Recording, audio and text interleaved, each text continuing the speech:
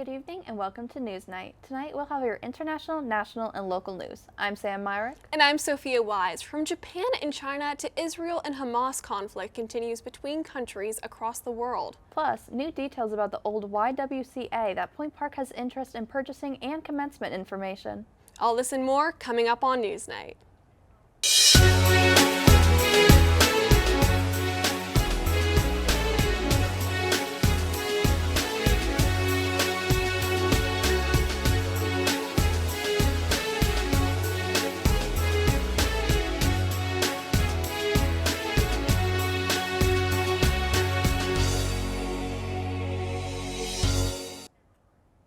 Last Saturday, 120 injuries occurred at protests in Mexico City. Of the injuries, 100 were police officers. Additionally, officers arrested 20 people. The protesters, mostly Gen Z, follow a trend of younger generations protesting in many different countries this year.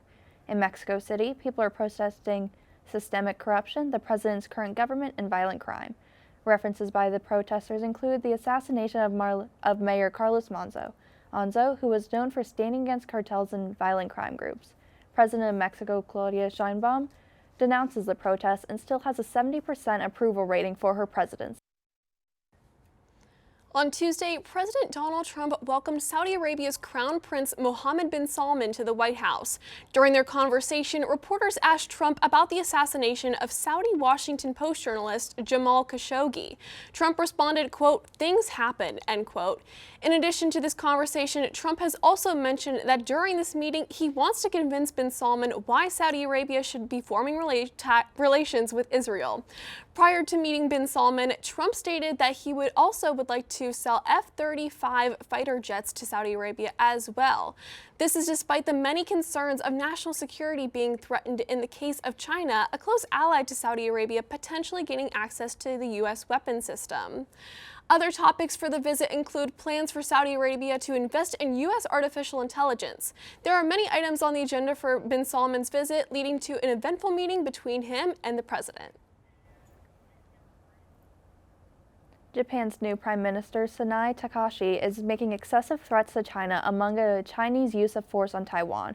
Takahashi, the first female Prime Minister of Japan, says a naval blockade or any other attack on Taiwan would prompt a Japanese military response, saying, quote, "If it involves the use of warships and military actions, it could by all means become a survival-threatening situation," end quote.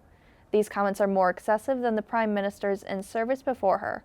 She is an avid supporter of Taiwan, but sees any moves made by China as an accelerating threat. Along the lines of conflict, another one that continues to take place is the Israel-Hamas war. Reporter Kalyan Winder gives an update on how the possible ceasefire could be in jeopardy. Kay?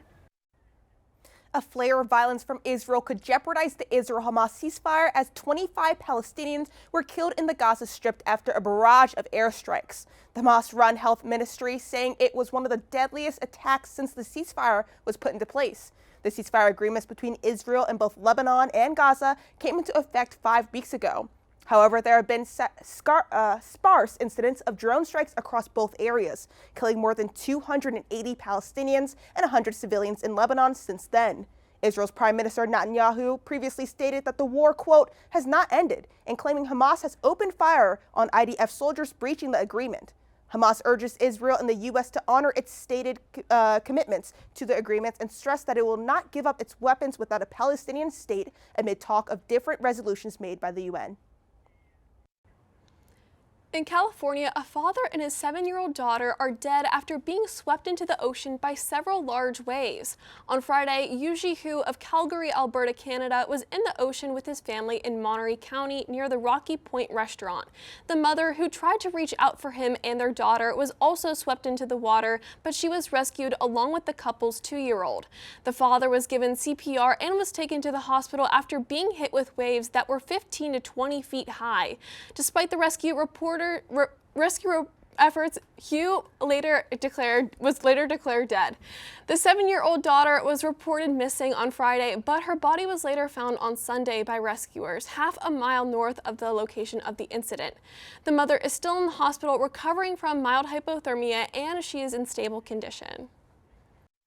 The House Oversight Committee released emails last Wednesday from convicted sex offender Jeffrey Epstein. Now, a bill is being pushed that would release all Epstein files pertaining to Epstein. The bill has passed the House of Representatives, and the Senate says they plan to pass it. The bill would then have to be signed by President Donald Trump, who is encouraging Senate Republicans to pass the bill. Trump was mentioned multiple times in the emails released Wednesday, with one email saying, quote, "Trump said he asked me to resign. Of course he knew about the girls, as he asked Ghislaine to stop," end quote. If the bill passes, all files relating to Epstein would be released within 30 days. Saturday, immigration enforcement surges began throughout North Carolina. On Tuesday, it was officially confirmed that enforcement made its way into Raleigh, the state's capital. Already, over 130 arrests have been made, with citizens voicing their disapproval. Crime within the Raleigh area has also been down since August by at least 20%. For now, it is unclear how low federal immigration enforcement will remain in Raleigh and the surrounding area. Coming up, we'll have an exclusive interview with Point Park's administration to discuss their recent interest in purchasing the YWCA building. Don't go anywhere.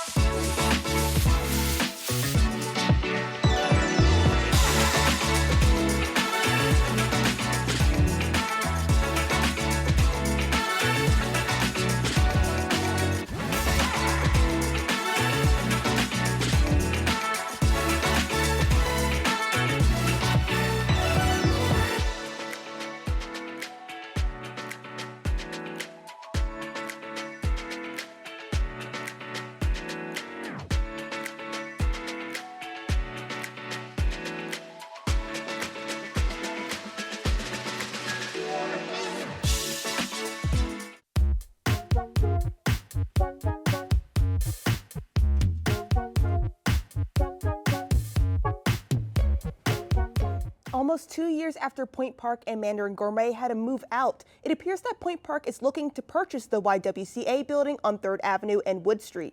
In a statement sent out to students, the Office of the President said that, quote, "Our vision is to transform this long vacant property into a vibrant mixed-use space that enhances student life and brings new energy to downtown Pittsburgh," end quote. While there are no official plans in place for what to use the space for, the university will seek input from students, faculty, and staff, and the downtown community as a whole to decide its purpose. Here to discuss this addition to Point Park's campus is Ted Black. He is the Senior Vice President of the Institutional Advancement and Strategy. Well, thank you so much for being here. Thank you, Kay. Thanks for letting me be here. Yeah, of course. It's a very exciting new addition to Point Park, knowing that the space has been here for a while and students have seen it, throughout the years coming. What are the goals that Point Park is aiming to do with the space? Yeah, and that's a great question. I think you look short run, and you said a lot of students and families look at that building and are like, what's going on there? It's a big, empty, vacant building. It's got a little bit of blight around it. We can tell that it's been vacant for a while. The first thing to do is secure it and then make it part of our property. So that means that our police are there, we're policing it, we're able to clean it, we're able to power wash, things like that. Pittsburghese read it up so that it's not such an eyesore. Yeah. Longer range then, it gives us an opportunity to thoughtfully get input. I think in the open you alluded to that. We want to get input from stakeholders, and certainly our students, major stakeholders, current students, alumni, prospective students as to what kind of space should this be? What do we need? We know we don't have a student union or a robust inside space. We're a urban campus. We don't own a lawnmower. So how can we, on a day like this, a day like this, days like these that are cold, what can we do to program the space and to design it in a way that it can provide that kind of a function? And then the other big picture need that we have is student housing.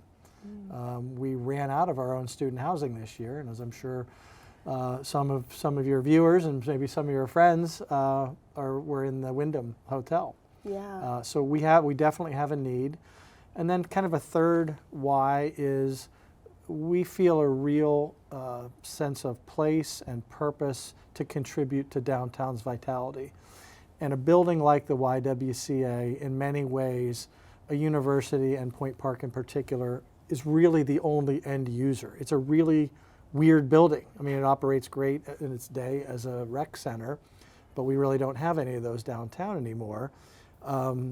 And so who can even occupy that space? And it really lends itself to those functions that I just alluded to. Yeah, completely. And like you speaking on that, how does that play into the actual Pioneer Vision 2030, the downtown revitalization? Like, again, we don't have spaces like these. I think the closest thing students have are the student center, which we have spaces and TVs, but how will this profit not only students but everyone in the community through this vision? Great, another great question. You're knocking them out of the park today, so thank you.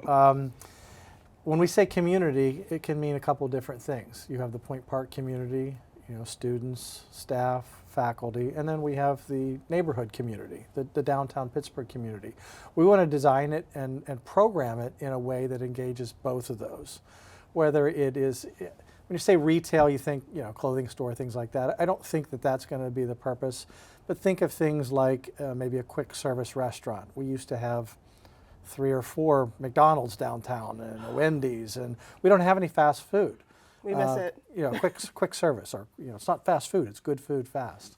But we don't have that, and so that would be something for an opportunity for the community, Point Park, and the greater community to participate in. We have programming that comes from our Center for Civic and Community Engagement. What great opportunity to have community space there.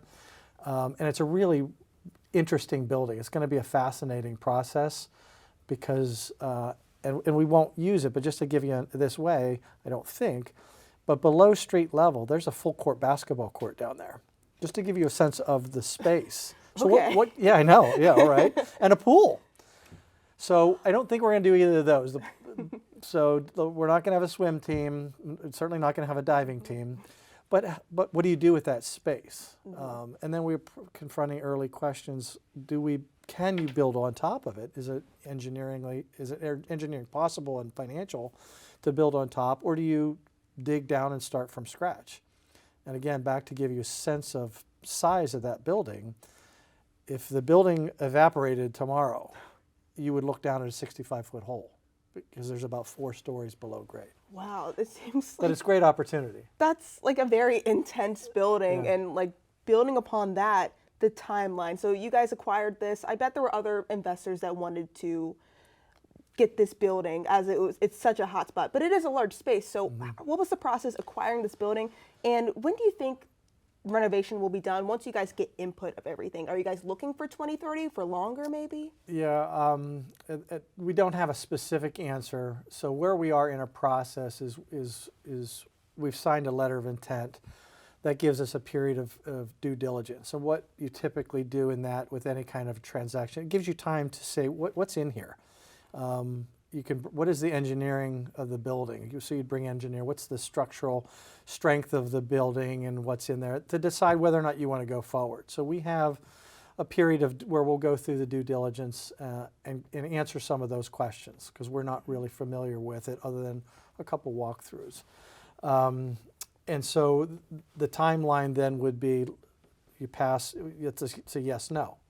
No, we don't want to do it because something was in there that was really scary or whatever, so we don't do it. But assuming that that's not the case, and I don't think it will be, then we will start to engage developers. We'll talk to construction companies. We'll get a sense of what would it cost to do different things. We'll get different visions. We'll get input from different stakeholders, start to develop some cost estimates of what this will be, and then to start to figure out how you go about paying for it, financing, build your capital stack. That process will take the better part of a year, could take longer. And then once you put shovels in the ground and you start to build for a project of this size, that process usually takes 2 years rather. So your 2030, 2029 would probably be pushing the fast side of it. 2030 is probably more realistic, assuming all things go the way they should, which they never do. Honestly. And my last quick question, this can be a yes or no. The people want to know, will CMI be back in the YWCA, and will Mandarin Gourmet come back? I'm only allowed yes or no. Don't you know this by now that I don't give yes or no answers? I give 20-minute answers. CMI, I think it's great where it is. It had to move out of that site, so there would be a bit of a homecoming justice served, but I think it does pretty well. And I think the studios we're in right now are wonderful. So I think we're good there. Yeah. The bigger question. The bigger question. Stay tuned next week. I want to get the T-shirt that says "Bring back the Mandarin Gourmet." Yeah. I don't think so, but as I said, maybe there's a different iteration of that. I don't know what some of the other quick service brands. I don't think it'll be a sit-down restaurant. There's still salt and pepper shakers. I walked by today and saw them in there. But there could be, a Chinese quick service restaurant offering along with, some other types like that. All right. Thank you. Tune in and stay tuned for Mandarin Gourmet. After the break, hear about injuries a Pennsylvania senator took after falling near his home, plus a certain type of flyers being put up in neighborhoods around the city of Pittsburgh. We'll be right back.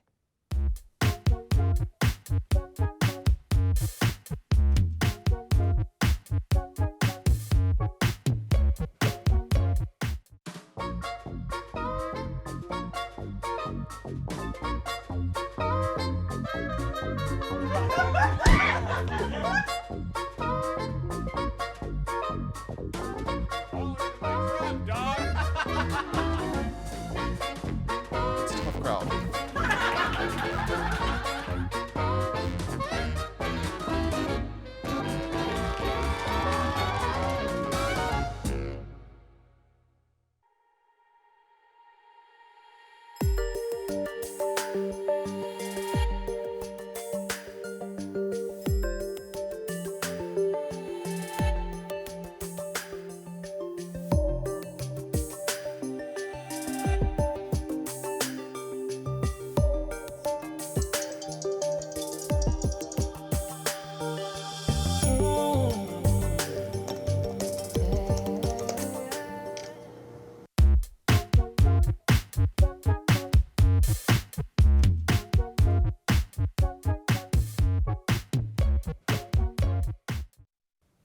Ku Klux Klan flyers have recently been found in several Pittsburgh neighborhoods, including Tarentum, Brackenridge, Bethel Park, Indiana, and Charleroi.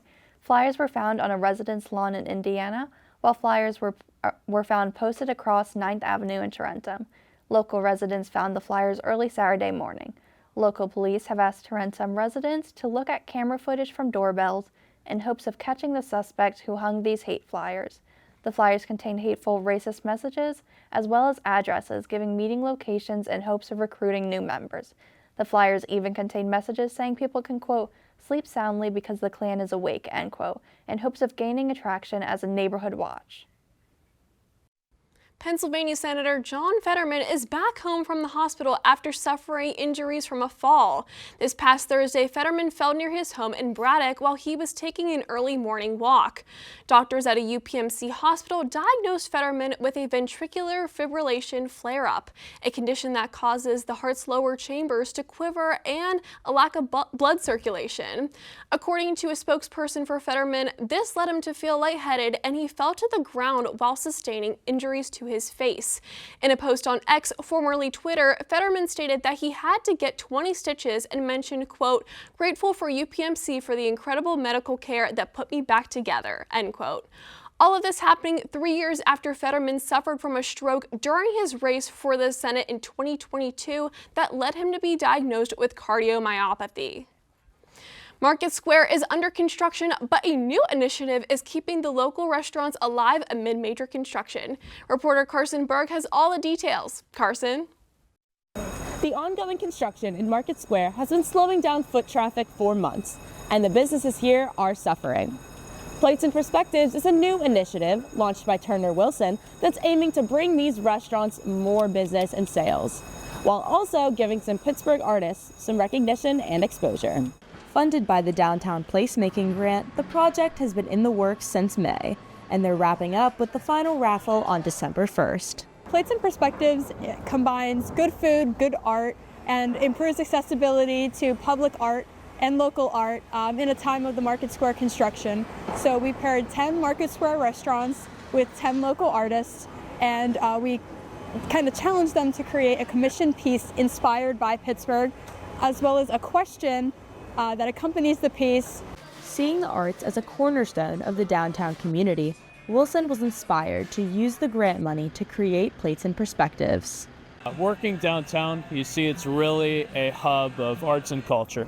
So going around and the Three Rivers Arts Festival being here and all of the galleries being here, I wanted to do something to contribute to what downtown means to the art scene. The artists themselves had to create a piece that would make sense in their assigned restaurant. The owner of the Oyster House, we met and we talked about what she would want. Through our conversation, the Oyster House is celebrating the 155 years, and so she wanted it to look like nostalgic. And that's how we came up with the concept of having the bar full of maybe like 1930-ish looking people. Winners from the first two raffles received merchandise and gift cards from their respective restaurants. Those who will win the upcoming giveaway will go home with the artwork itself. The project runs until December 1st, and we will be giving away free local art. And all you have to do is visit one of our restaurants, scan the QR code, enter to win. With the north side of Market Square being just about finished, now is the perfect time to come and visit. However, November is the final month to enter a raffle to win these pieces of art, so don't wait too long. I'm Carson Berg, reporting for Entertainment On Point. The festivities are beginning, and Pittsburgh kicked off the season with its 110th annual Christmas tree coming into the Steel City. A 40-foot Norway spruce tree was cut from Leslie Park in Lawrenceville and brought in on Saturday. It is located outside the City County building on Grant Street. This past Sunday, it was decorated and now holds 90 ornaments, one representing each of the city's neighborhoods. Ed Gainey told WTAE, quote, "Lighting the city of Pittsburgh's Christmas tree is one of our city's most cherished traditions, and I'm proud to help carry it forward into its 110th year. This tree stands as a symbol of the joy, unity, and resilience that defines Pittsburgh, a city built on community and care for one another," end quote. The tree will be lit this Saturday at 5 p.m. to kick off the city's Highmark Light Up Night festivities. Point Park's commencement ceremony for the 2026 graduating class will be moved from PPG Paints Arena and instead will be taking place at the Peterson Event Center at the University of Pittsburgh. The move, announced this past Wednesday, was emailed to the student body from the president's office and also confirmed that the ceremony will be moved to May 8th. In the email, Bruce Salas wrote that the move would, quote, align us more closely with a traditional academic schedule and give students greater flexibility to visit with family, travel, pursue work or internships, or take additional classes before spring begins, end quote. More details on commencement activities will be sent out in the coming months. We are going to take a quick break. Some Bob Ross paintings are selling and being auctioned off to raise money. Plus, your weekly Pittsburgh weather updates. We'll return shortly.